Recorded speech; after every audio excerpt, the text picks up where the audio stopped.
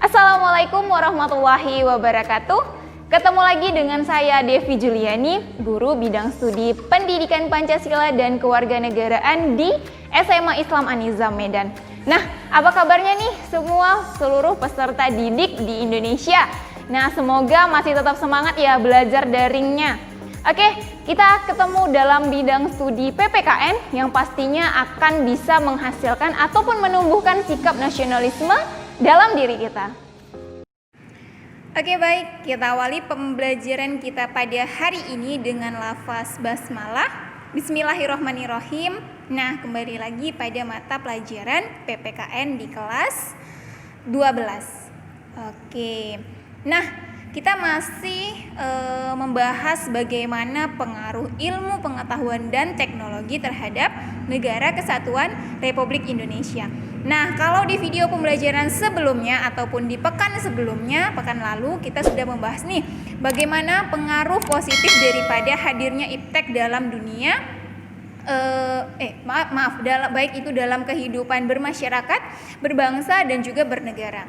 Nah, khusus di video pembelajaran kali ini ataupun pada hari ini kita akan membahas kebalikannya. Nah, kalau pekan lalu kita sudah membahas tentang positifnya, hari ini kita akan lihat bagaimana iptek ini juga bisa membawa dampak yang negatif, bahkan bisa lebih banyak dampak negatifnya daripada positifnya kalau misalkan kita tidak pandai dalam menggunakan iptek tersebut. Oke, baik. Nah, kita lanjut ya. Masih sama seperti pengaruh positif. Ya, kita akan membahas ada 4 aspek, di mana yang pertama itu aspek politik, lalu kemudian ada aspek ekonomi, yang ketiga aspek sosial budaya, dan yang terakhir itu adalah aspek hukum, pertahanan, dan juga keamanan. Nah, kita akan lihat nih, dalam keempat aspek ini kira-kira berdampak negatifnya itu apa saja. Ya kan? Kita lanjut. Nah, langsung yang pertama yaitu aspek politik, Nah, jadi harapannya setelah kita mempelajari bagaimana ataupun setelah kita tahu bagaimana pengaruh negatif dari iptek ini, kita bisa memilih ataupun memilah gitu ya kan, bagaimana penggunaan iptek yang sebenarnya untuk bisa merasakan pengaruh positifnya saja agar kita terhindar dari pengaruh negatifnya. Nah, yang pertama dalam bidang aspek politik. Nah, jadi kemajuan ilmu pengetahuan dan teknologi melalui globalisasi untuk sementara telah mampu meyakinkan sebagian masyarakat Indonesia bahwa liberalisme, kebebasan, paham kebebasan ya kan, dapat membawa manusia ke arah kemajuan dan kemakmuran. Hal ini akan mempengaruhi pikiran mereka untuk berpaling dari ideologi Pancasila dan mencari alternatif ideologi lain seperti halnya liberalisme. Nah, kita tahu, kita tinggal di Indonesia, kita berlandaskan kepada ideologi Pancasila. Kita meyakini ketuhanan yang Maha Esa dan lain sebagainya gitu kan. Nah, jadi ternyata dengan hadirnya iptek ini bisa merubah dari ideologi kita. Salah satunya apa? Kita jadi memiliki ideologi lebih ke arah liberalisme gitu ataupun kepada paham liberalisme. Nah, maksudnya gimana, Bu? Gitu ya kan? Nah, nilai-nilai yang dibawa iptek seperti keterbukaan, kemudian kebebasan dan demokratisasi tidak menutup kemungkinan akan disalahartikan oleh masyarakat Indonesia. Nah, ternyata kita sendiri yang salah mengartikan daripada hadirnya iptek ini. Akibatnya apa? Akibatnya hal tersebut terjadi akan menimbulkan terganggunya stabilitas politik nasional. Nah, ini kita masih bahas politik ya kan? Nah, seiring dengan terjadinya tindakan-tindakan anarki sebagai reaksi terhadap sikap pemerintah yang menurut mereka tidak terbuka. Nah, jadi misal ada nih satu kebijakan dari pemerintah. Nah, yang memang kebijakan tersebut dikeluarkan ataupun dicetuskan berdasarkan landasan kita Pancasila. Nah, kemudian ada orang-orang yang lebih ataupun sudah mengarah kepada paham liberalisme. Nah, mereka menganggap bahwasanya kebijakan ini ataupun keputusan ini tidak sesuai dengan paham liberalisme tadi. Nah, sehingga banyaklah kemudian timbul tindakan-tindakan anarki akibat dari reaksi tersebut gitu, karena menganggap bahwa itu tidak terbuka. Kemudian tidak memberikan kebebasan dan tidak demokratis kepada rakyatnya. Nah, hal ini akan senantiasa terjadi jika antara rakyat dan pemerintah belum menemukan kesamaan dalam memahami nilai-nilai yang dibawa iptek tersebut. Kalau kita lihat ada banyak ya kan ada banyak tindakan-tindakan ataupun demonstrasi-demonstrasi yang menginginkan seperti ini. Nah, itu banyak terjadi di negara kita pada saat ini, ya kan? Nah, oke. Masih dalam bidang politik.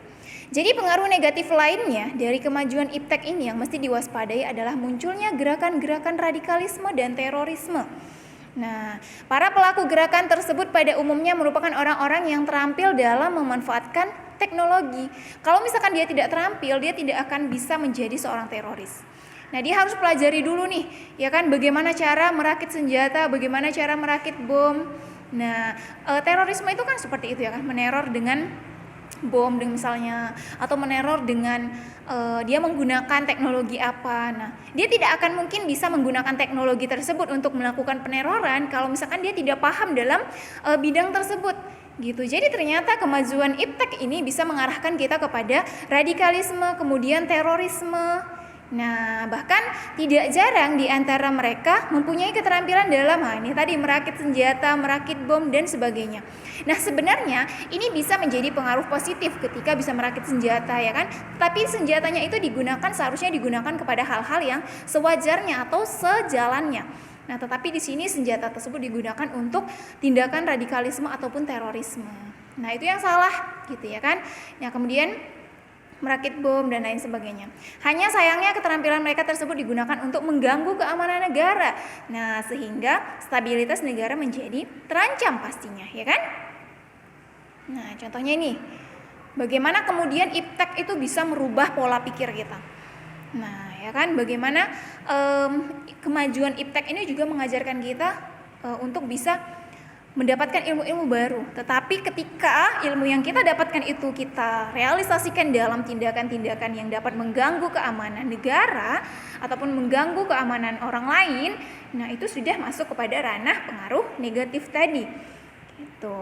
Nah, kemudian itu dalam bidang politik. Nah, kemudian dalam bidang ekonomi seperti apa pengaruh negatifnya? Nah, jadi dalam aspek ekonomi itu sedikitnya terbagi menjadi beberapa pengaruh ya. Yang pertama, Indonesia akan dibanjiri oleh barang-barang dari luar seiring dengan adanya perdagangan bebas. Nah, dengan kemajuan iptek kan perdagangan kita semakin mudah gitu ya kan.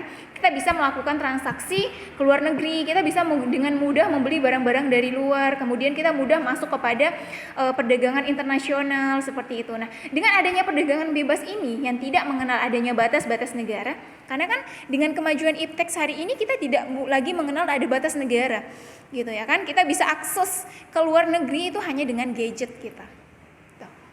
Nah, hal ini kemudian mengakibatkan semakin terdesaknya barang-barang lokal, terutama yang tradisional karena kalah saing dengan barang-barang dari luar negeri. Nah, coba nih kalau kita kembali ke diri sendiri, bagaimana kita bangganya kalau misalkan punya barang-barang dari luar negeri gitu. Walaupun mungkin terkadang kualitasnya itu masih unggul kualitas dari produk-produk dalam negeri kita. Hanya saja kita terkecoh oleh nama brandnya ataupun dari luar gitu ya kan. Nah, ini barang-barang dari luar negeri loh, terus dengan bangga gitu. Nah, sebenarnya sikap itu yang harus kita jauhi. Dimana pernah dengar kata kan, cintailah produk-produk dalam negeri. Gimana kita bisa bangga dengan produk kita, kemudian kita bisa mencintai produk kita, sehingga yaitu salah satu cara dalam kita memajukan para UKM ataupun produk-produk yang diciptakan dari dalam negeri kita gitu. Nah, jadi dengan adanya banyaknya kegiatan impor barang ya kan, datangnya barang dari luar ke dalam, ya otomatis barang-barang yang tadi yang tradisional yang kita hasilkan oleh masyarakat kita sendiri itu akan kalah saing dengan brand-brand dari luar tadi. Karena realitanya kita saat ini lebih senang berbelanja dengan brand-brand terkenal dari luar gitu. Jadi sebenarnya secara tidak langsung kita mematikan perekonomian di negara kita sendiri dengan kita sering mencintai barang-barang dari luar. Nah, maka dari itu bisa diambil nih hikmah dari kita belajar ini. Mulailah untuk mencintai produk-produk dalam negeri. Walaupun mungkin dari segi kualitas beberapa mungkin sedikit di bawahnya gitu kan. Tapi nggak apa-apa, itu salah satu cara kita ataupun salah satu kontribusi kita dalam memajukan perekonomian dalam negeri. Ya kan, membantu UKM yang ada di negeri kita. Nah, kemudian yang kedua, cepat atau lambat perekonomian negara kita akan dikuasai oleh pihak asing. Nah, kenapa nih? Karena seiring dengan makin mudahnya orang asing menanamkan modalnya di Indonesia. Kita lihat ada berapa banyak kemudian perusahaan-perusahaan asing yang ada di Indonesia.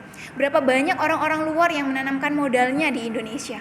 Gitu ya kan? Kita hanya sebagai pekerjanya di perusahaan-perusahaan itu ya kan? Kita hanya sebagai karyawannya, yang pemilik sahamnya, pemilik modalnya siapa? Dari orang luar.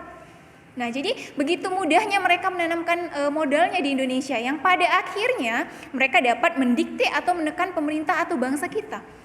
Nah, mungkin saat ini sudah semakin terasa hal tersebut, ya kan? Bagaimana kemudian orang luar bisa dengan mudahnya keluar masuk ke negara kita. Dengan demikian bangsa kita akan dijajah secara ekonomi oleh negara investor. Nah, kita rasakan baik itu disadari atau tidak disadari, perekonomian kita saat ini sedang dijajah. Mungkin kita tidak dijajah lagi dengan perang-perang, kemudian kita tidak dijajah untuk melakukan kerja paksa, tanam paksa, tetapi kita dijajah melalui pemikiran dan juga ekonomi kita. Gitu ya kan? Dimana kita bekerja di negara kita sendiri hanya sebagai karyawan. Pemilik modalnya adalah investor-investor asing dari luar negeri. Nah, ya kan? Nah, itu realitanya.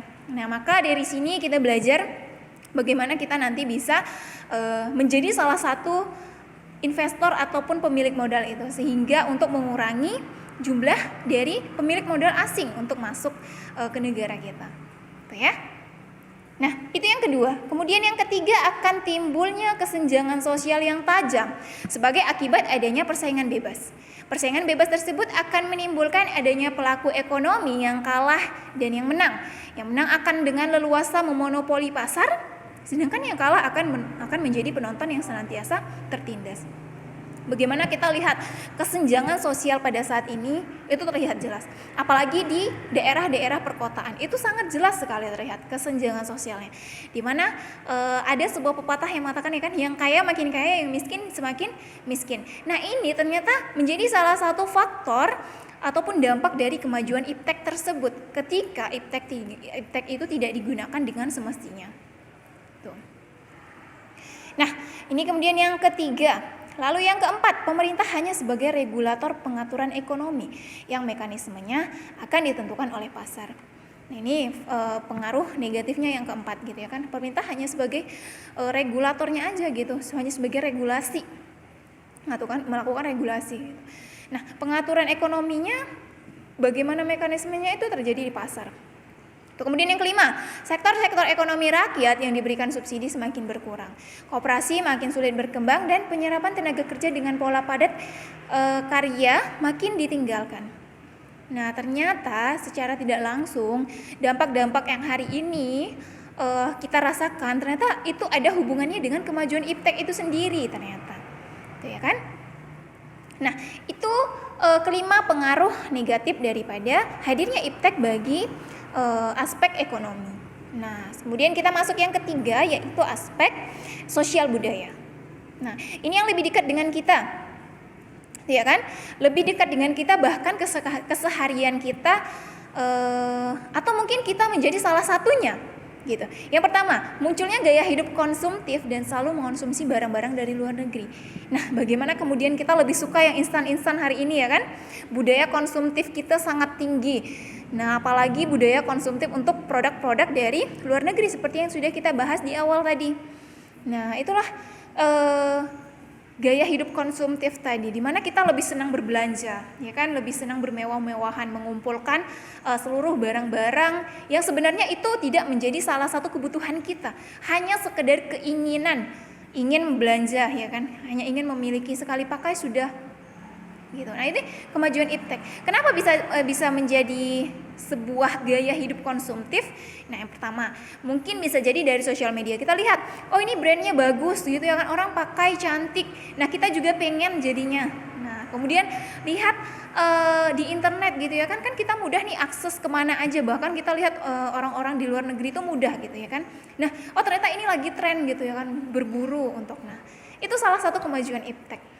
Coba kalau misalkan gak ada iptek, kita kan akan sulit untuk tahu bagaimana apa hal yang saat ini berkembang, apa produk-produk ataupun barang-barang yang hari ini sedang tren gitu kan. Kan agak sedikit sulit. Nah, ternyata dengan hadirnya iptek tadi yang menjadikan kita menjadi lebih konsumtif, menjadi masyarakat yang konsumtif. Kemudian munculnya sifat hedonisme. Tahu hedonisme ya? Bersenang-senang.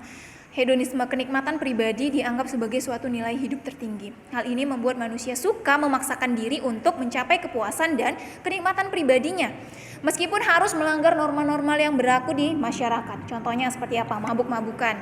Nah, pergaulan bebas, foya-foya dan sebagainya. Nah, kita lihat saja di kota-kota besar nih, khususnya kita yang saat ini tinggal di Kota Medan, gitu ya kan?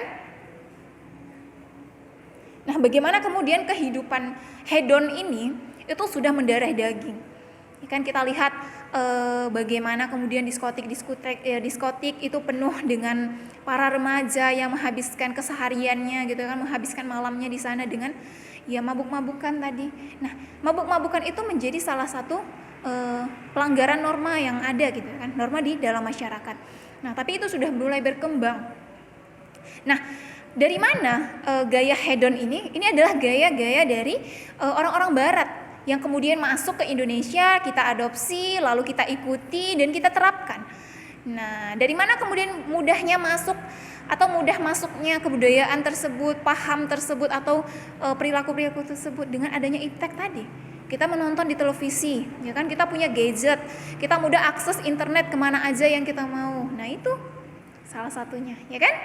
Nah, lalu kemudian yang selanjutnya, adanya sikap individualisme, yaitu sikap selalu mementingkan diri sendiri serta memandang orang lain itu tidak ada dan tidak bermakna.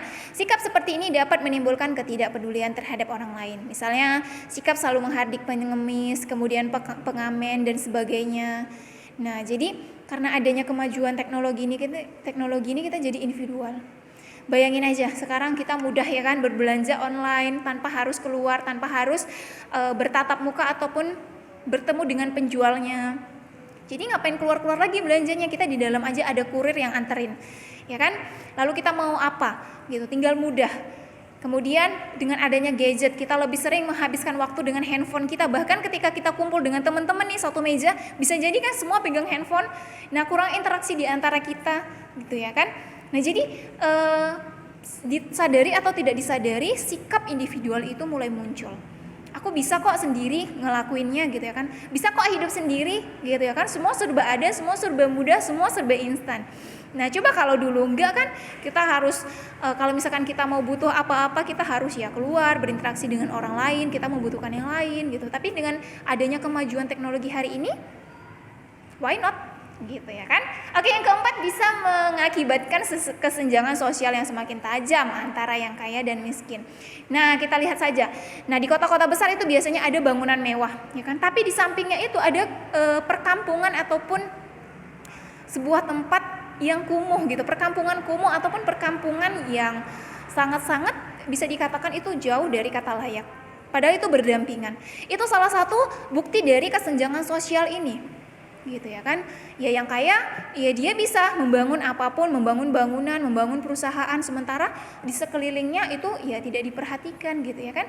Yang kaya semakin kaya, yang miskin semakin miskin. Nah, ini pengaruh dari iptek tadi. Tapi kalau tidak digunakan dengan sebaiknya. Tapi kalau misalkan kita gunakan dengan baik, kemudian ya bisa jadi itu untuk bisa mengurangi yang namanya pengaruh negatif dari perkembangan iptek ini. Kemudian yang kelima, munculnya gejala westernisasi. Nah, mungkin ini kalau kita membahas tentang kayak globalisasi, westernisasi, mungkin teman-teman juga sudah dibahas ya pada pelajaran sosiologi, ya kan? Di sini kita kaji ulang, kita kaji kembali untuk biar supaya lebih paham. Nah, gejala westernisasi yaitu gaya hidup yang selalu berorientasi kepada budaya barat tanpa diseleksi terlebih dahulu, seperti meniru model pakaian yang biasa dipakai orang-orang barat yang sebenarnya bertentangan dengan nilai dan norma-norma yang berlaku, misalnya memakai rok mini, lelaki memakai anting-anting dan sebagainya.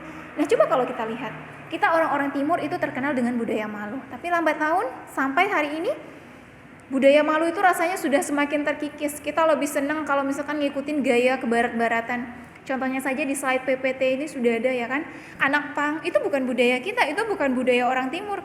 Kemudian pakai pakaian yang seksi, ya kan, memakai pakaian-pakaian yang you can see, rok mini. Nah, itu bukan budaya kita. Kita penuh dengan budaya malu. Artinya kita itu norma-norma dalam masyarakat gitu ya. Nah, hari ini banyak ya kan, bahkan di tempat-tempat umum sudah sangat bukan hal yang tabu lagi kita temui orang-orang yang berpakaian rok mini gitu ya kan. Padahal sebenarnya itu melanggar norma norma yang ada di dalam masyarakat. Seperti itu. Apalagi kalau kita kaitkan dengan agama gitu ya kan, khususnya di agama Islam. Nah, itu sangat dilarang. Nah, itu kalau kita kaitkan dengan agama. Seperti itu. Kemudian yang keenam, makin memudarnya semangat gotong royong, solidaritas, kepedulian dan kesetiakawanan sosial. Nah, ini berhubungan dengan yang tadi sudah kita bahas. Bagaimana gadget mampu meruntuhkan ataupun melunturkan nilai-nilai kepedulian, solidaritas, kesetiakawanan di antara kita. Karena kita sudah asik dengan dunia kita sendiri. Kita rasanya tuh kalau udah pegang handphone, pegang gadget, itu udah punya dunia sendiri ya kan. Kita nggak butuh orang lain rasanya seperti itu. Nah, padahal ini salah. Gitu. Nah, kemudian yang ketujuh yang terakhir yaitu makin lunturnya nilai-nilai keagamaan dalam kehidupan bermasyarakat jelas. Ternyata pengaruh negatif dari iptek ini bisa melunturkan nilai-nilai keagamaan tadi. Nah, kalau kita kaitkan nih dari yang tadi kan, memakai rok mini itu jelas sangat dilanggar oleh agama. Seperti itu. Kemudian ketidakpedulian kita kepada orang lain, kepada pengamen dan pengemis. Nah, di agama kita disarankan ataupun kita diminta untuk peduli terhadap sesama. Seperti itu kan. Jadi memang banyak melunturkan nilai-nilai keagamaan dalam kehidupan bermasyarakat. Nah, itu dalam bidang sosial budaya yang sangat dekat dengan kita, atau bahkan kita menjadi salah satunya. Oke, kemudian aspek hukum, pertahanan dan keamanan. Nah, ini lebih kepada negara ya kan, tapi kita juga harus tahu nih. Nah, dampak negatif yang timbul dari kemajuan iptek dalam aspek ini antara lain akan menimbulkan tindakan anarkis dari masyarakat yang dapat mengganggu stabilitas nasional, ketahanan nasional, bahkan persatuan dan kesatuan bangsa.